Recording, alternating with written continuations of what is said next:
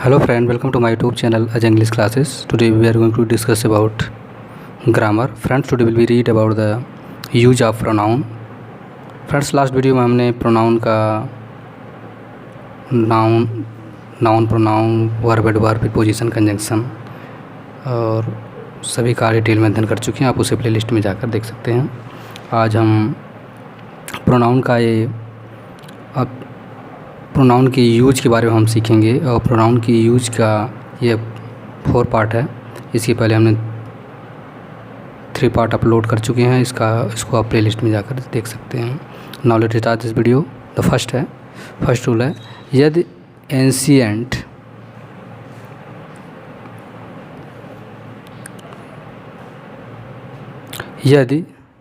Antecedent मतलब पूर्व पद के रूप में common noun, material noun, abstract noun का प्रयोग किया गया हो तो एंटीसीडेंट के पहले द का प्रयोग किया जाता है। परीक्षाओं में द के स्थान पर पजेसिव एडजेक्टिव या दीज दोज देकर एरर दिया जाता है।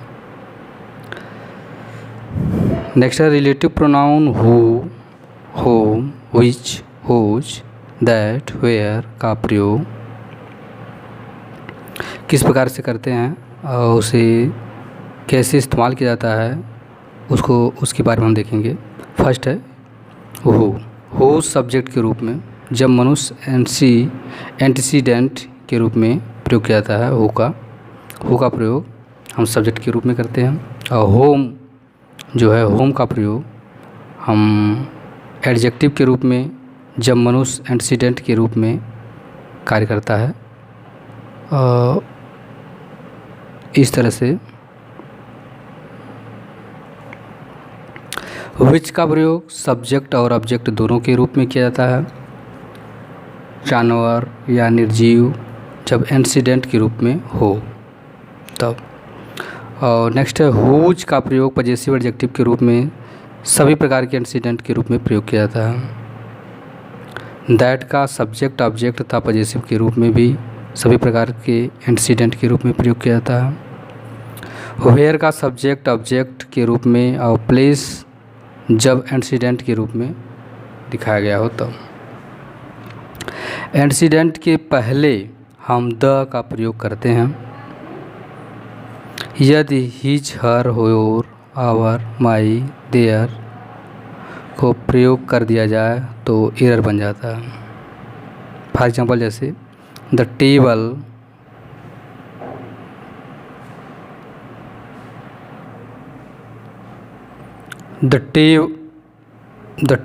for example the table that which your purchased yesterday in red.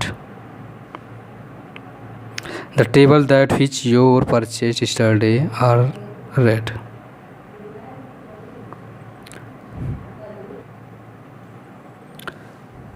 Next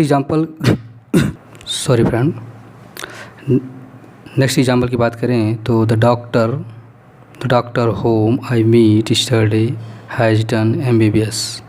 the doctor who is treating me is MBBS. The doctor who treating me is suffering from leprosy.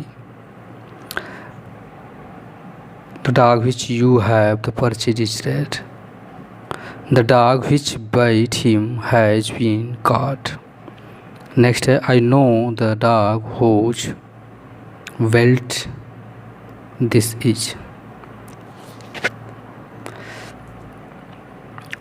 इस प्रकार से हम इसका use करेंगे। यदि इंसिडेंट क्लॉज में सब superlative degree all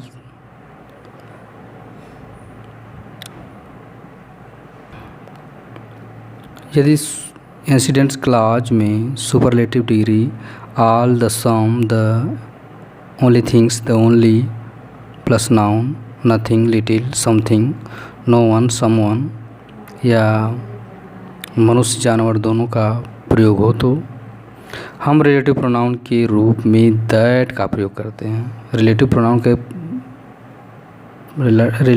के रूप में दैट का प्रयोग करते हैं। जैसे फॉर एग्जाम्पल जैसे professor RK Singh is the most learned man home यहाँ दिया है आई नो, मतलब दैट, यहाँ हो जाएगा that I know the personality. इस तरह होम की जगह हम दैट का इस्तेमाल करेंगे, क्योंकि रिलेटिव प्रोनाउन से यूज किया गया है इसे। रिलेटिव प्रोनाउन के रूप में हम दैट का प्रयोग करेंगे, ना कि होज का, होम का। देयर इज नथिंग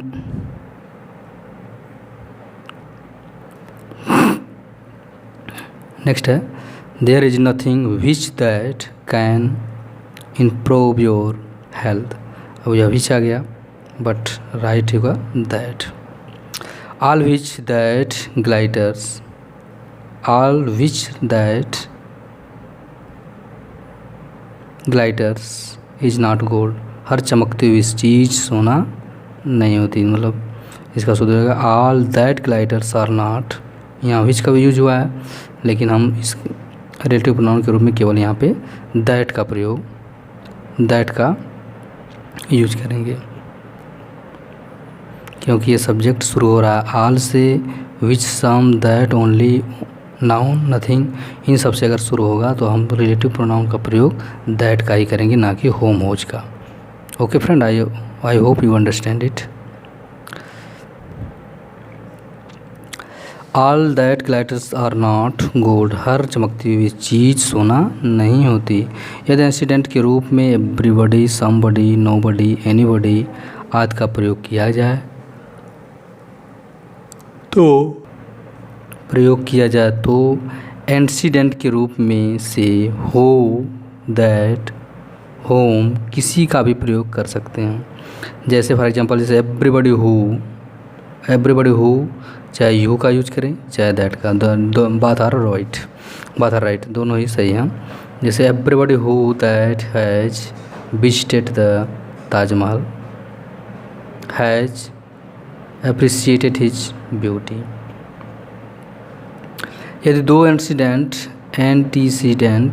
मतलब दो पूर्व पद का प्रयोग किसी रिलेटिव प्रोनाउन के पहले करना हो तो लास्ट एंटीसीडेंट के अनुसार ही रिलेटिव प्रोनाउन का प्रयोग किया जाता है।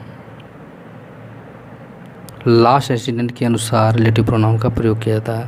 जैसे I like everything's and everybody who remind me my duty.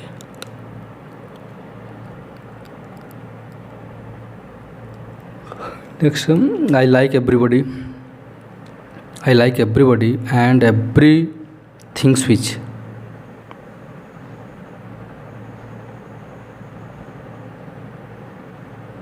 Relative pronoun का प्रयोग है, मतलब दो लास्ट इंसिडेंट मतलब पूर्व पद दो हैं, इसके बाद हम विच का रिलेटिव प्रोनाउन का प्रयोग कर रहे हैं। तो which reminds many duty.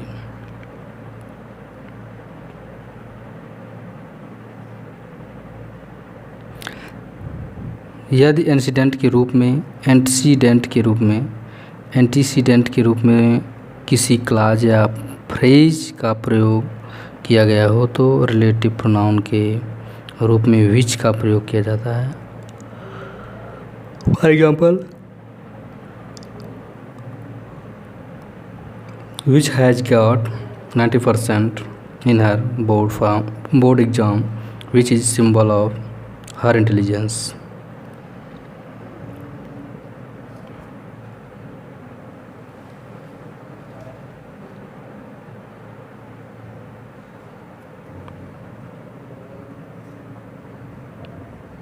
Antecedent के रूप में किसी क्लॉज या फ्रेज का प्रयोग किया गया हो तो रिलेटिव प्रोनाउन के रूप में विच का प्रयोग किया जाता है। फॉर एग्जांपल जैसे she has got 90% in her board exam which is the symbol of her intelligence. वो अपने बोर्ड के इम्तिहान में, बोर्ड की परीक्षा में 90% पा लिया है, यह सिंबल है उसकी बुद्धिमत्ता का, ज्ञान का। यदि रिलेटिव प्रोनाउन से पहले, नेक्स्ट है यदि रिलेटिव प्रोनाउन से पहले इंक्लूडिंग चिफली, मैनली, स्पेशली, नेमली यदि रिलेटिव प्रोनाउन से पहले इंक्लूडिंग, चीपली, मैनली, स्पेशली, नेमली, नोटेबल, पर्टिकुलर दिया गया हो तो इनके और रिलेटिव प्रोनाउन के बीच में दोज का प्रयोग अवश्य किया जाता है। Most of the students specially those who had not done their homework और absent today.